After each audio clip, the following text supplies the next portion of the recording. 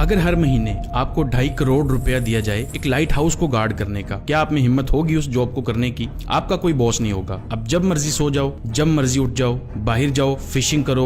लेकिन असल जॉब आपकी सिर्फ ये है कि लाइट हाउस के टॉप पर एक लाइट है, उसको आपने बंद नहीं होने देना। और सिर्फ इसी काम के लिए आपको एनुअली 30 करोड़ रुपए यानी 1.2 मिलियन डॉलर्स दिए जाएंगे। लेकिन फिर भी इस जॉब को करने के लिए कोई तैयार क्यों नहीं है? और आप भी मना ही करेंगे जब आपको असल हकीकत का पता चलेगा। चलिए देखते हैं। तो ये है ज़्यूमॉन लाइट हाउस, जो समंदर के बीचों बीच है और साहिल से कई किलोमीटर दूर है। मतलब ये ऐसी जगह है जहां आपका बाहर की दुनिया से कोई राब्ता नहीं होगा। इससे पहले कि आप इस जॉब के लिए सीवी भेजो, पहले सारी हकीकत जान लो। अकेलापन तो महसूस होगा ही उधर, लेकिन रात को सोते हुए जब समंदर की लहरें इस लाइट हाउस से टकराती हैं तो कब्र में सोया हुआ मुर्दा तक डर जाता है। कभी कभी तो ये वेव्स लाइट हाउस से भी ऊंची होती हैं, क्योंकि इस एरिया में बहुत ही खतरनाक तूफान आते हैं और जिंदा रहने की कोई गारंटी नहीं है। ये जो पिक्चर ली गई है रेस्क्यू ऑपरेशन करते हुए, उसमें आप साफ देख सकते हैं कि लाइट हाउस का कीपर किस तरह तूफान से घिरा हुआ है। ये तूफानी लहरें पूरे तरीके से लाइट हाउस को कवर कर लेती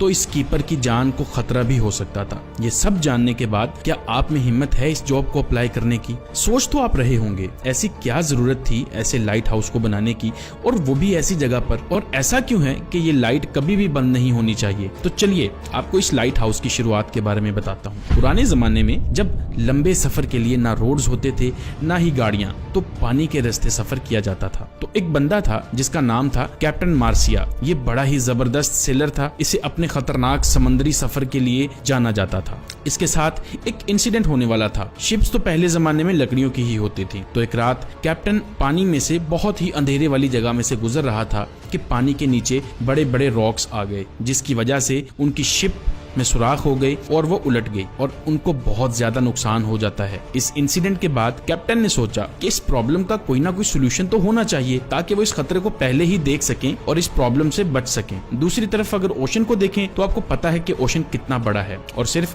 पैसिफिक ओशन का नाम सुनते ही लोगों को पसीने आ जाते हैं। देखें, पूरी दुनिया में 71% पानी है, जो डिवाइडेड है 4 ओशंस में, Atlantic, Pacific, Indian and Arctic. सबसे बड़ा ओशन पैसिफिक है। ये इतना बड़ा है कि जमीन का खुश्क हिस्सा जो 165 मिलियन स्क्वायर किलोमीटर बनता है, ये अकेला ओशन 148 मिलियन स्क्वायर किलोमीटर को ही निगल सकता है। इस ओशन पर कुछ ही आइलैंड्स हैं जो बहुत ही छोटे हैं, और कुछ तो ऐसे हैं जिन पर आज तक कोई इंसान नहीं जा सका। अब अगर गलती से भी कोई इंसान पैसिफिक ओशन में गुम हो जाए तो उसको ढूंढना तकरीबन नामुमकिन है। जब पुराने जमाने में सेलर्स सफर करते थे तो उनको पता भी नहीं होता था कि अगली जमीन कितनी दूर है, इवन उसका रास्ता किधर है, उसकी नेविगेशन क्या है। नेविगेशन उस वक्त का सबसे बड़ा मसला था, क्योंकि ना तो कोई जीपीएस था और ना ही कोई ऐसा सिस्टम था जो सेलर्स को गाइड कर सके रास्ते के बारे में। जीपीएस इन्वेंट हुआ 1973 में और पब्लिक के लिए अवेलेबल था 1978 में। कभी कभी गूगल मैप्स में भी हम रास्ता देखने के बावजूद अपना रास्ता भटक जाते हैं। तो जरा सोचें ये लोग क्या करते होंगे। ये सेलर्स सनलाइट और स्टारलाइट यानी सितारों की रोशनी पर डिपेंडेंट थे, और शुरुआत में नेविगेशन टूल्स ना होने की वजह से सेलर्स को बहुत नुकसान उठाना पड़ता था। जैसे कैप्टन एलिस एक बहुत बड़ी प्रॉब्लम में फंस गए जब रात के वक्त अचानक सितारों के सामने बादल आ गए तो रोशनी बिल्कुल खत्म हो गई। उन बादलों के साथ ही तूफान भी आ गया समंदर में, जिससे ये लोग रास्ता भूल गए। और जब सुबह हुई और इनको पता नहीं लग रहा था कि जाना किधर है। अब खाना पीना खत्म हो गया, क्रू मेंबर्स भूख प्यास की वजह से मरने लगे। समंदर का पानी वो पी नहीं सकते थे क्योंकि ये पानी पीने के काबिल नहीं होता। तो काफी लंबे अरसे के बाद उनको लैंड मिली और उनकी जान बच जाती है। अब दुनिया के सबसे पहले लाइट हाउस की शुरुआत होने वाली थी इजिप्ट में, मेडिटेरेनियन सी के साथ था एंशिएंट सिटी ऑफ अलेक्जेंड्रिया। वहाँ के रूलर थे टॉलमी II ऑफ द फिलाडेल्फियस। इसका किंगडम उस टाइम प्रॉपर हब था ट्रेड कल्चर के लिए, लेकिन इस किंगडम के लिए सबसे बड़ा मसला ये था कि इसकी लोकेशन, अगर आप इस पिक्चर को गौर से देखो तो शहर के किनारे पर जाने के लिए यहाँ से गुजरना पड़ता था। और इसके साथ में देखें कि कितने सारे पत्थर हैं। जब ट्रेड करने वाली शिप्स रात के वक्त यहाँ से तेजी से गुजरते तो ये पानी के नीचे मौजूद नोकदार पत्थरों से टकराती थी और डूब जाती थी, और इनके कार्गो भी जाया हो जाते थे, जिसकी वजह से इनके किंगडम को बहुत ज्यादा नुकसान हो रहा था। किंग पटोलवी ने अपने किंगडम की मेरीन रोड की सेफ्टी के लिए उस टाइम के एक्सपर्ट और ब्रिलियंट आर्किटेक्ट्स सोस्ट्रेटस और सिनिटस, इन दोनों को बुलाया और उनसे इसके सोल्यूशन के लिए मदद मांगी। और दोनों ने मिलकर बहुत ही जबरदस्त प्लान बनाया और यूं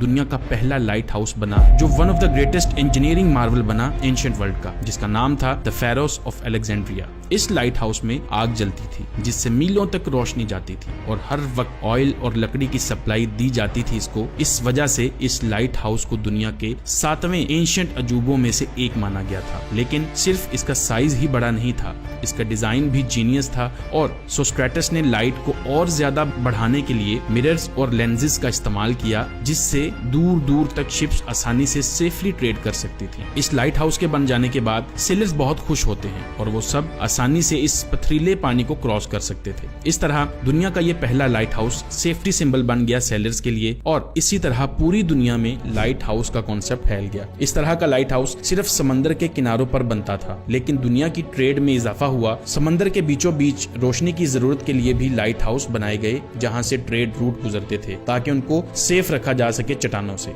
इसी वजह से समंदर के बीचों बीच डिफरेंट लोकेशंस पर लाइट हाउस देखने को मिलते थे। शुरू में इन लाइट हाउस पर आग जलती थी, लेकिन ये कोई आइडियल सिचुएशन नहीं थी कि रोज लकड़ियां, ऑयल या कोयले का इस्तेमाल करके आग को जलाया जाए। हत्ता के कैंडल्स, गैस लैंप और ऑयल लैंप भी आ गए थे, लेकिन आग की लाइट इतनी ज्यादा ब्राइट नहीं होती थी। फिर जब इलेक्ट्रिसिटी प्रोड्यूस हुई थी और लाइट की इनोवेशन हुई, तो ये लाइट हाउस भी इलेक्ट्रिक बल्ब पर शिफ्ट होना शुरू हो गए। क्योंकि इनकी लाइट ज्यादा होती है, लेकिन फिर भी लाइट हाउसेस लाइट को मीलों दूर किस तरह रिफ्लेक्ट करते थे, इसका जवाब है ये लेंसेज। 1800 तक इन रिफ्लेक्टर्स को लाइट सोर्स के पीछे लगाया जाता, लेकिन उस टाइम के इंजीनियर्स को एक बात पता चलती है कि लाइट को और ज्यादा फोकस किया जा सकता है कि लेंसेज को अगर हम लाइट के सामने रख दें। इसमें मसला ये था कि जितना मोटा लेंस होगा उतना ही कम लाइट होगी। तो यहाँ पर आ जाता है फ्रेंच फिजिसिस्ट और इंजीनियर फ्रेस्लर, जिनके पास बहुत जबरदस्त सोल्यूशन था। इन्होंने लेंस को और बारीक कर दिया और उसके डिजाइन को इस तरह बनाया कि सारी की सारी लाइट एक ही पॉइंट पर फोकस कर रही थी। इस तरह से फैली हुई लाइट को एक सिंगल डायरेक्शन में भेजा जा सकता था। आज मोस्टली लाइट हाउसेस में फ्रेंजर लेंसेज ही इस्तेमाल होते हैं। इस इनोवेशन ने लाइट हाउस को रेवोल्यूशनाइज कर दिया और लाइट को मीलों दूर से आराम से देखा जा सकता था। तो इस तरह इन लाइट हाउसेस की मदद से शिप्स को खतरे का आराम से पता चल जाता था। वो जो शुरू में मैंने आपको जॉब बताई थी कि जुमैन लाइट हाउस में